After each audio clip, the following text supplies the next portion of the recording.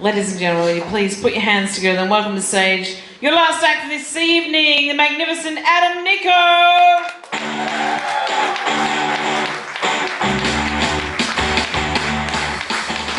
G'day everyone, thanks for coming out to school night. Look, being Italian, I'm really into my coffee, but when did Brisbane develop this coffee culture? You know, when did we go from ordering a simple black with one to these complicated decaf, half soy, skinny almond lattes? And when did everyone all of a sudden get a gluten intolerance and a lust for kale smoothies? It's all bullshit. The biggest load of bullshit is this paleo stuff. There's even a paleo cafe. I'm pretty sure Thog wasn't pasteurising milk or, roasting his coffee beans for his mochaccino. The only thing genuine about the paleo cafe are the baristas, because they haven't evolved. You know the type, one with a long caveman beard, scraggly hair and a pointless bloody top knot, sleeve tattoo, looks like a 5-year-old painted in a cave, and this dead look in their eyes with the inability to speak in more than single syllables.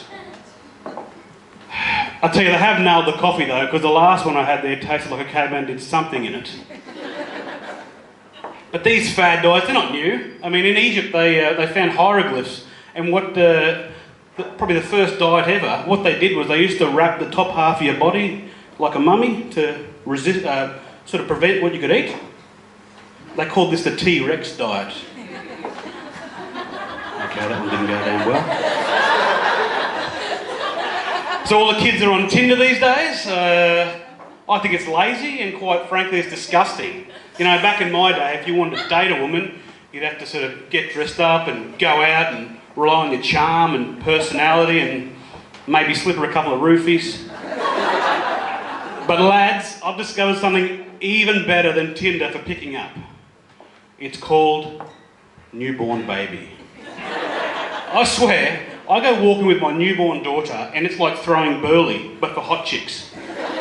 Women literally cross the street in the hopes of getting a cuddle or a kiss. And it blinds them too. I mean, Lily, my daughter, she's bald and she's fat and minus the beard, we look identical. And I can assure you, I've never had women cross traffic in the hopes of a cuddle. I am getting worried though. My daughter's put on 3 kilos in the last 6 weeks, and even though she's only 12 weeks old, we're putting her on an Atkins diet till she drops the weight. I don't want her developing any body image issues. It's been a pretty big year for me. I got married and had a child. Bit weird though how people are always congratulating you on things that aren't really achievements. You know, congratulations on getting engaged. What, am I too ugly to get a bride? Congratulations on getting married. Anyone can get married. Well, unless you're gay, you might have to move to New Zealand. Congratulations on having a child. Mate, I was half cut during the conception and I didn't get up anything for 9 months. Oh, congratulations on your birthday. Not an achievement. Literally everybody has a birthday. It's all about, celebrating mediocrity. There's even a Father of the Year award. Last year, Andrew Gaze, former basketballer, was named Australia's Father of the Year. Now, I don't know what sort of numbers he's pulling, but my mate Mick knocked up 4 birds in 1 calendar year and never got a phone call. He was dodging a couple of calls though, so might explain. So as I said, had a big year, got married, I sort of let myself go a bit, pulled the ripcord. People say you are what you eat. I don't remember eating a bald fat prick.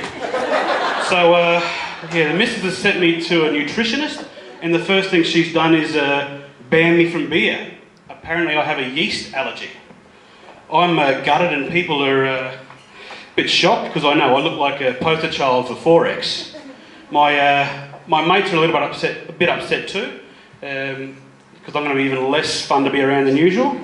Not all bad news. With the money I'm saving, I've been able to pay off a few bookies. But the guy who's taken it the hardest has been Thai, my local Vietnamese baker.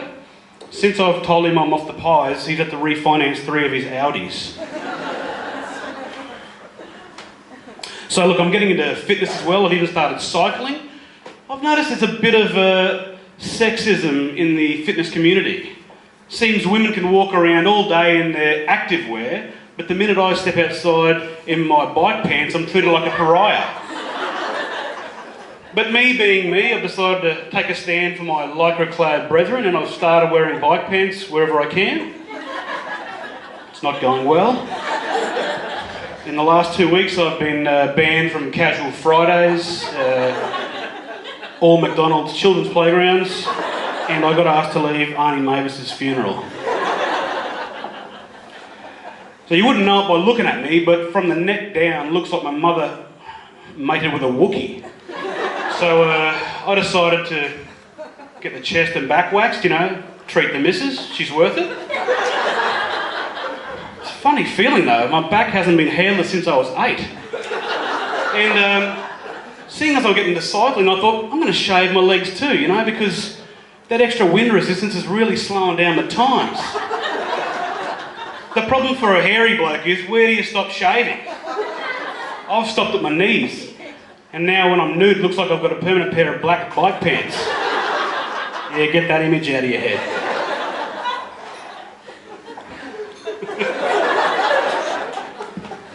Sorry about that.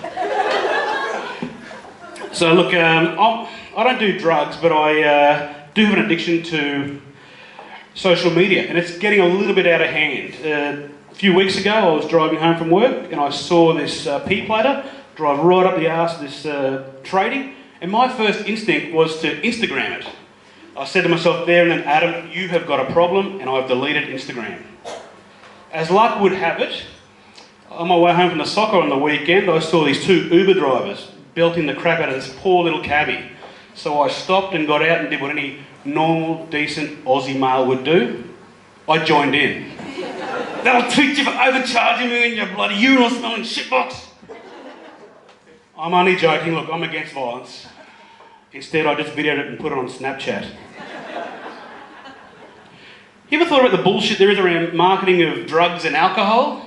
I mean, take the word junkie, for example. There's all sorts of junkies. There's, meth junkies, coke junkies, ice junkies. We've even got chocolate junkies, gym junkies, adrenaline junkies. But you never heard of a beer or rum junkie, do you? No, in Australia we just call these piss heads. Yeah, my family are a few rum junkies. We also ever thought about the who gives drugs their sort of nicknames, you know? To me it's pretty obvious. Generally the end user will give the drug that nickname. You know, ice, coke, weed, speed. But heroin? Who named heroin? Oscar Wilde? Do you get a thesaurus with your first hit? Actually turns out it was a German pharmaceutical company who first marketed and produced heroin. Opportunity lost, I say. I would have called it Hitler's bunker. Because there's no escaping that shit and it will blow your mind. Thank you very much, you've been very kind. Thanks for coming out.